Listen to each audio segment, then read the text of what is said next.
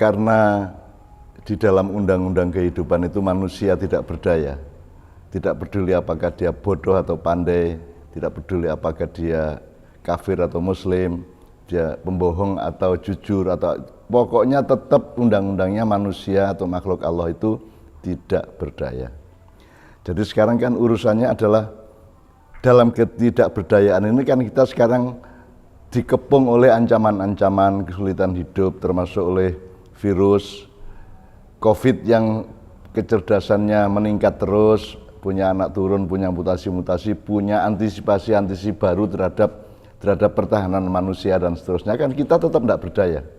Gitu. Nah, tapi kan kita membutuhkan daya untuk melawan atau untuk mengantisipasi semua itu. Nah, bagaimana supaya manusia itu dipinjami oleh dayanya Tuhan, kuasanya Tuhan, kan gitu. Nah, di situ yang namanya religiusitas dan religi. Kalau religiusitas itu dari pihak manusia mencoba merenung dan mencoba mencari dan menek atau memanjat kepada kemungkinan untuk bersentuhan dan berada bersama Tuhan, sehingga Tuhan bisa mentransfer atau meminjamkan daya dan kuasa. Gitu. Itu kalau usaha manusia. Tapi Tuhan sendiri kan memberi agama, religi. Nah, Tuhan tuh gini loh, supaya kamu itu selamat, supaya kamu bisa kuat, itu sebenarnya semua kan dari aku, dari Tuhan. Maka Tuhan ngasih cara-cara untuk mendapatkan keselamatan, kekuatan, dan daya atau kuasa dari Tuhan, terus kita pinjam.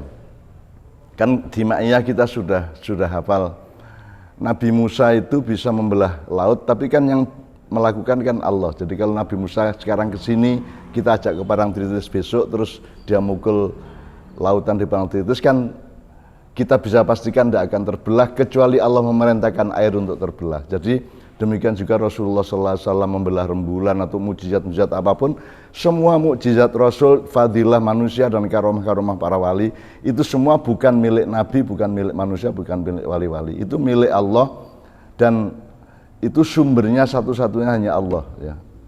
Illa billahil aliyyil azim. Nah, sekarang kan ada urusan yang akhirnya menjadi pertengkaran, menjadi golongan-golongan di antara manusia. Bagaimana supaya yang tidak berdaya ini bisa mengakses supaya berdaya atau berkuasa dari Allah. Nah, itu ada dua jalan. Yang satu cari sendiri, namanya misalnya kayak kebatinan atau upaya-upaya ijtihad rohaniyah manusia, agama Jawa dan seterusnya. Kemudian ada yang Allah kasih, namanya agama.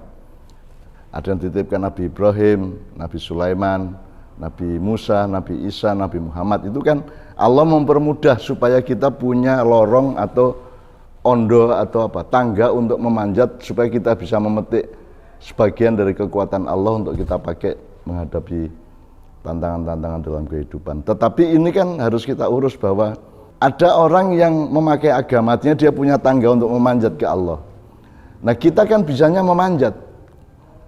Tidak berarti kita bisa memetik, kita hanya bisa memanjat. Nah, gampangannya kita kan hanya bisa berikhtiar, kita bisa berusaha. Tetapi kita tidak bisa memastikan bahwa kita akan bisa memetik kekuatan dan kuasa Allah itu kan. Jadi sekarang yang nomor 2 menurut saya yang harus kita sadari adalah posisi kita itu ya hanya memanjat, hanya berikhtiar, hanya berusaha, hanya berjuang untuk supaya Allah merahmati kita, meminjamkan sedikit daya dan kuasanya kepada kita. Tapi kita tidak bisa memastikan, maka nanti harus saya jelaskan mengenai struktur bagaimana manusia mencapai tataran-tataran sampai ke daya dan kuasa Allah Subhanahu wa taala.